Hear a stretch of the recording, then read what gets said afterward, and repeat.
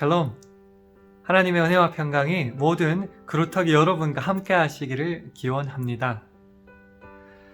세러데이 이브닝 포스트에 실린 한 수영 코치 이야기입니다. 그 코치는 소년단에서 수영을 가르쳤는데 소년단원은 그 강습을 마친 후 테스트를 통과해야지만 소년단 배지를 받을 수 있었습니다. 그런데 한 소년은 두 번의 테스트에도 불구하고 불합격되었습니다. 그 아버지는 너무 화가 나서 자기 아들을 다른 단체로 옮겨버렸고 거기서 마침내 합격하여 배지를 얻을 수 있었습니다. 그런데 문제는 그 다음에 여름 일어났습니다. 소년이 탄 보트가 뒤집혀졌는데요. 수영에 서툰 그 소년이 결국 익사하고 말았습니다. 그 소식을 접한 수영 코치가 이런 말을 했다고 합니다. 보트가 뒤집히는 그 갑작스런 사고에도 불구하고 침착하게 수영을 하려면 엄격한 훈련을 거쳐야 합니다. 이것은 단지 수영만이 아니라 중보 기도에도 동일하게 적용된다고 믿습니다. 오늘 우리는 말씀을 통하여 중보 기도자가 거쳐야 될 훈련에 대해서 배워보는 시간 가지겠습니다. 오늘 본문 말씀은 에베소서 6장 10절에서 20절 말씀인데요. 우리 화면을 보시고 한 절씩 교독하시겠습니다. 정말로 너희가 주 안에서와 그 힘의 능력으로 강건하여지고 마귀의 계계를 능히 대적하기 위하여 하나님의 전신 갑주를 입으라. 우리의 씨름은 혈과 육에 대한 것이 아니요 정사와 권세와 이 어두움의 세상 주관자들과 하늘에 있는 악의 영들에게 대함이라. 그러므로 하나님의 전신 갑주를 취하라. 이는 악한 날에 너희가 능히 대적하고 모든 일을 행한 후에 서기 위함이라. 그런즉 서서 진리로 너희 허리띠를 띠고 의의 흉배를 붙이고 평안의 복음에 예비한 것으로 신을 신고 모든 것 위에 믿음의 방패를 가지고 이로써 능히 악한 자의 모든 화전을 소멸하고 구원의 투구와 성령의 검 곧 하나님의 말씀을 가지라. 모든 기도와 간구로 하되 무시로 성령 안에서 기도하고 이를 위하여 깨어 구하기를 항상 힘쓰며 여러 성도를 위하여 구하고 또 나를 위하여 구할 것은 내게 말씀을 주사 나로 입을 벌려 복음의 비밀을 담대히 알리게 하옵소서 할 것이니. 함께 읽습니다. 이 일을 위하여 내가 쇠사슬에 매인 사신이 된 것은 나로 이 일에 당연히 할 말을 담대히 하게 하려 하심이니라. 아멘. 자, 지난 주간 암송 구절 확인해 보겠습니다. 출애굽기 32장 12절 말씀이었는데요. 전체 다 아니었죠. 마지막에 빨간색 있는 부분만 외우기로 했었습니다. 함께 암송해 보겠습니다. 시작. 주의 맹렬한 노를 그치시고 뜻을 돌이키사 주의 백성에게 이 화를 내리지 마옵소서. 아멘. 잘하셨습니다. 이번 주 암송 구절은 에베소서 6장 11절 말씀입니다.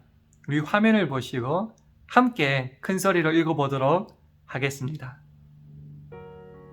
시작. 마귀의 괴계를 능히 대적하기 위하여 하나님의 전신갑주를 입으라. 아멘. 다음 질문에 솔직하게 답하는 시간 한번 가져보겠습니다. 여러분이 중보 기도를 하면서 어떤 부분에 어려움을 느끼십니까? 다음의 예시를 한번 참고하며 답해보는 시간 가지겠습니다.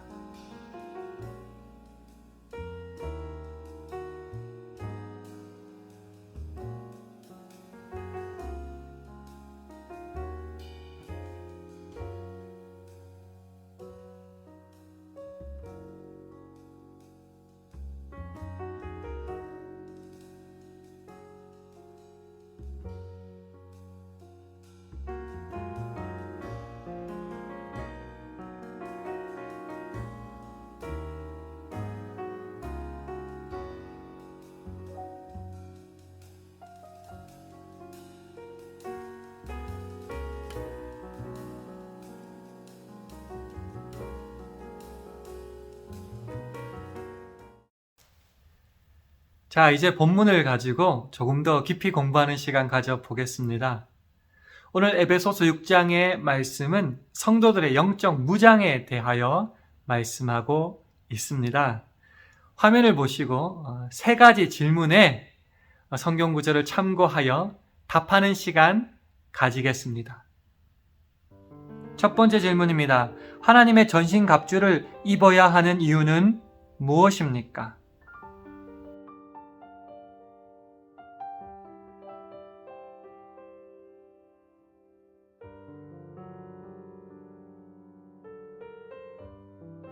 두 번째 질문 답해 보겠습니다. 우리가 싸우는 싸움의 성격과 대상은 무엇입니까?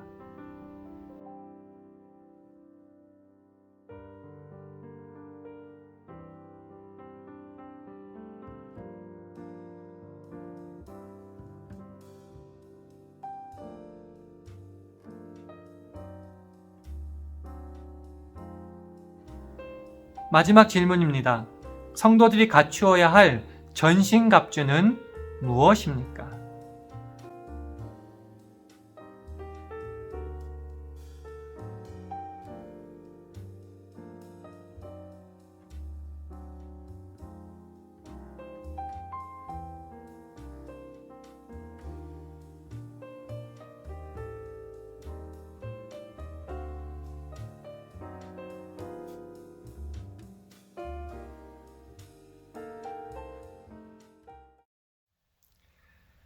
우리가 살펴보았듯이 성도들의 싸움은 혈과 육에 대한 싸움이 아니라 영적인 싸움입니다. 성도들의 대적자는 정사와 권세와 이 어둠의 세상 주관자들과 하늘에 있는 악한 영들입니다. 이 마귀의 계계를 이기기 위해서는 우리는 분명히 하나님의 전신 갑주를 취해야 합니다. 왜냐고요? 영적인 싸움은 인간의 능력으로 이길 수 있는 것이 아니라 오직 하나님의 능력으로만 이길 수 있기 때문입니다. 그럼 우리가 취해야 될 하나님의 전신갑주는 무엇입니까? 다음 화면을 통해서 다시 한번 확인하겠습니다. 하나님의 전신갑주, 성도들이 입어야 될 전신갑주는 진리의 허리띠, 의의 흉배, 평안의 복음에 예비한 신, 믿음의 방패, 구원의 투구, 마지막으로 성령의 검입니다. 화면을 통해 다음 두 군데의 본문을 읽으면서 중보 기도자에게 필요한 영적인 훈련은 무엇인지 답해 보도록 하겠습니다. 첫 번째 이사야 59장 2절 말씀입니다. 오직 너희 죄악이 너희와 너희 하나님 사이를 내었고 너희 죄가 그 얼굴을 가리워서 너희를 듣지 않으시게 함이니. 중보 기도자에게 필요한 영적인 훈련은 무엇인가요?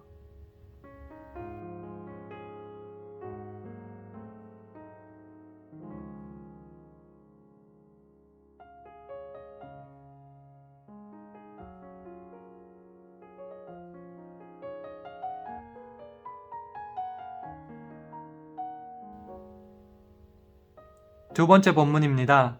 사도행전 10장 2절 말씀입니다. 그가 경건하여 온 집으로 더불어 하나님을 경외하며 백성을 많이 구제하고 하나님께 항상 기도하더니. 중보 기도자에게 필요한 영적인 훈련은 무엇인가요?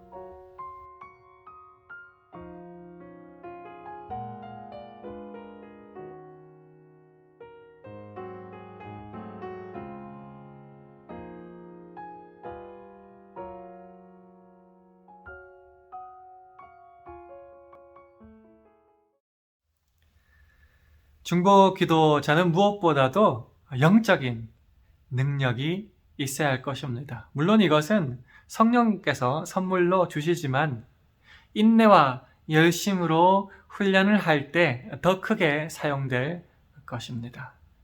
첫 번째로 중보 기도자는 어떤 대상을 대신하여서 하나님 앞에 서는 사람입니다. 그렇기 때문에 하나님 앞에 설 때 죄로 인해 부끄럽지 않아야 합니다. 즉, 성결한 모습으로 늘 하나님 앞에 설 수 있도록 준비되고 훈련해야 된다는 것이죠.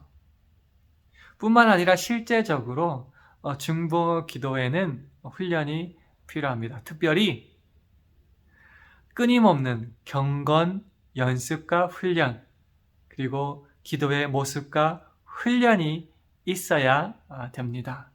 이 일에 여러분들 동참하실 수 있으시겠습니까? 화면을 통해 다음 세 군데의 본문을 읽고 중보 기도자에게 필요한 인격적인 훈련이 무엇인지 답해 보겠습니다. 첫 번째입니다. 빌립보서 2장 1절에서 4절 말씀 우리 한 절씩 교독하겠습니다. 그러므로 그리스도 안에 무슨 권면이나 사랑의 무슨 위로나 성령의 무슨 교제나 긍휼이나 자비가 있거든 마음을 같이하여 같은 사랑을 가지고 뜻을 합하며 한 마음을 품어 아무 일에든지 다툼이나 허용으로 하지 말고 오직 겸손한 마음으로 각각 자기보다 남을 낮게 여기고 각각 자기 일을 돌아볼 뿐더러 또한 각각 다른 사람들의 일을 돌아보아 나의 기쁨을 충만케 하라. 중보 기도자에게 필요한 인격적인 훈련은 무엇인가요?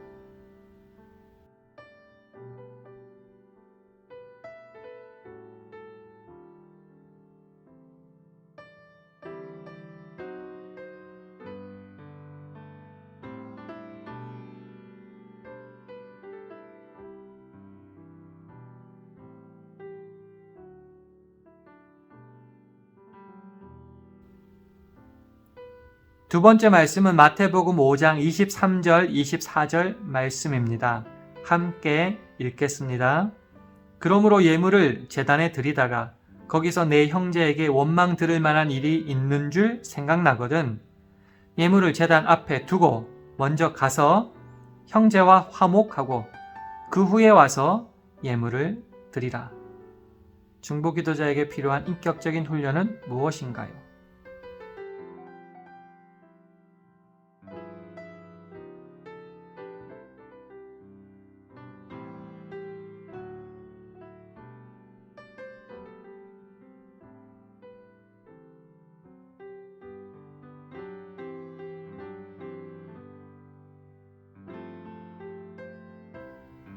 마지막 말씀입니다. 누가복음 7장 32절 말씀인데요. 함께 읽겠습니다. 시작. 비유컨대 아이들이 장터에 앉아 서로 불러 가로되 우리가 너희를 향하여 피리를 불어도 너희가 춤추지 않고 우리가 애곡을 하여도 너희가 울지 아니하였다 함과 같도다. 아멘. 중보자에게 필요한 인격적인 훈련은 무엇인가요?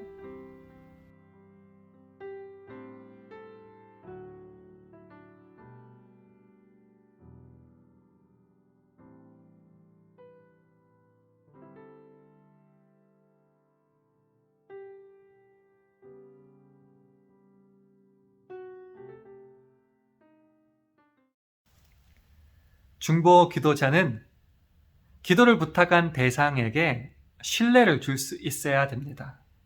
그러므로 중보 기도자는 영적인 능력은 물론이요, 더하여서 존경과 신뢰를 받을 만한 품성을 갖도록 노력하고 훈련받아야 합니다. 앞서 살펴본 본문을 중심으로 다음 세 가지를 화면을 통해 확인하도록 하겠습니다. 첫째로 중보 기도자는 사랑과 겸손으로 다른 사람을 대하는 태도를 갖도록 훈련받아야 합니다. 나보다 남을 낮게 여기는 마음이 없다면, 다른 사람의 일을 돌아볼 수 있는 헌신의 마음이 없다면, 진심이 깃든 중보 기도를 드릴 수 없기 때문입니다. 둘째는 중보 기도자는 대인 관계에 있어서 흠잡을 일이 없어야 합니다. 이웃과 더불어 화목하고 교회 안에서 화해자의 역할을 감당할 수 있을 때야만 진정한 중보 기도자가 될 수 있습니다. 마지막으로 중보 기도자에게는 다른 사람들의 사정을 헤아리고 동정하는 마음이 있어야 합니다. 다른 사람을 세심하게 배려하는 마음을 가지고 또한 주의 깊게 사정을 경청하고 동감할 수 있도록 중보 기도자는 끊임없이 훈련받아야 합니다. 생각해보는 이야기, 기도 훈련에 관한 글을 함께 나누겠습니다. 스코틀랜드 서부의 덤마톤에 있는 한 교회 목사로서 책임을 맡아 떠나기 몇 주일 전 나는 오랜 친구이며 목사인 T.A. 맥킨스톤을 방문하였습니다. 그는 부드럽고 자상하게 이렇게 내게 말하였습니다.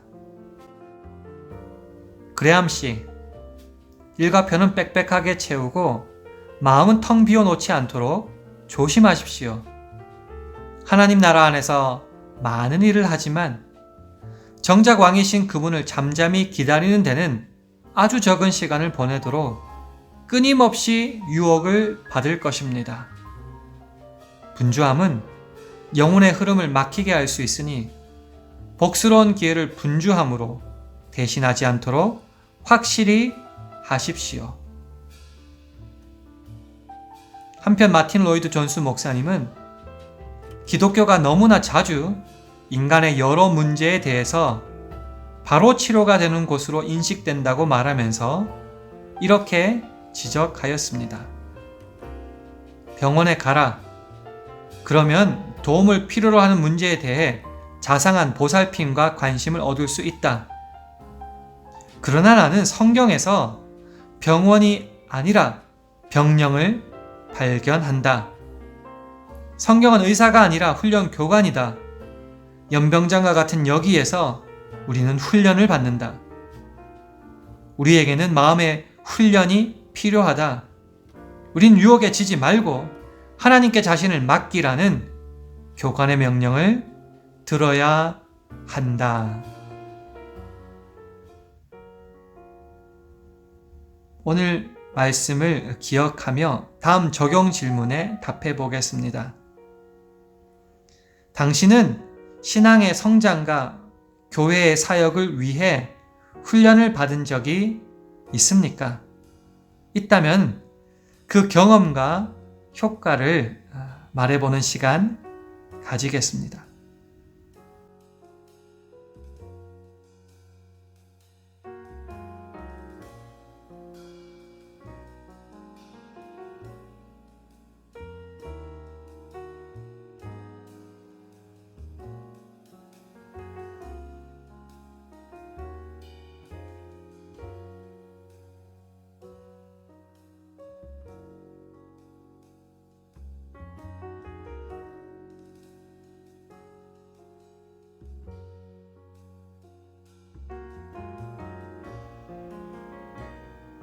이 시간 합심하여 기도하는 시간 가지겠습니다. 주님, 우리가 중보기도의 사명을 깨달았다면 중보기도자로서의 부족한 부분을 채우고 약한 부분을 훈련하는데 게으르지 않게 하옵소서. 이 시간 합심하여 기도하겠습니다.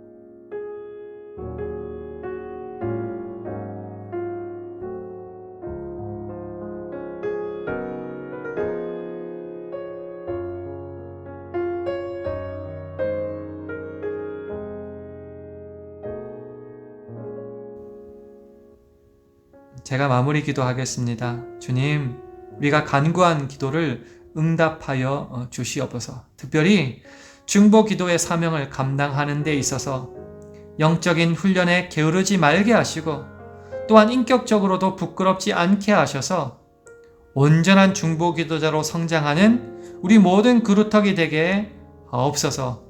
예수님 이름으로 기도합니다. 아멘. 중보 기도자는 하나님과 어떤 대상을 연결해주는 사명자입니다.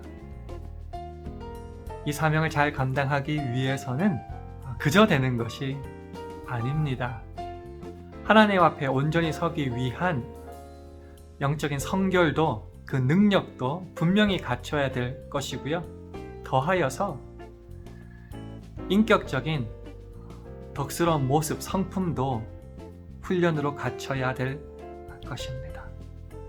사실 이것은 중보 기도자에게만 필요하고 요청되는 것이 아니라 모든 온전한 성도라면 갖춰야 될 모습일 것 같습니다. 사순절을 보내시고 있는 그루터기 여러분, 이번 한 주간은 이 영적인 성결 그리고 인격적인 품성을 갖추는데 훈련받고 인내하고 노력하는 것은 어떨는지요. 이 일에 힘쓸 수 있는 저와 여러분 되기를 주님의 이름으로 축원합니다. 이번 한 주간도 하나님의 은혜 속에 평안히 잘 지내기를 서로 간에 기원하면서 마지막으로 샬롬으로 인사하며 이 시간 마치겠습니다. 함께 인사하실까요? 샬롬.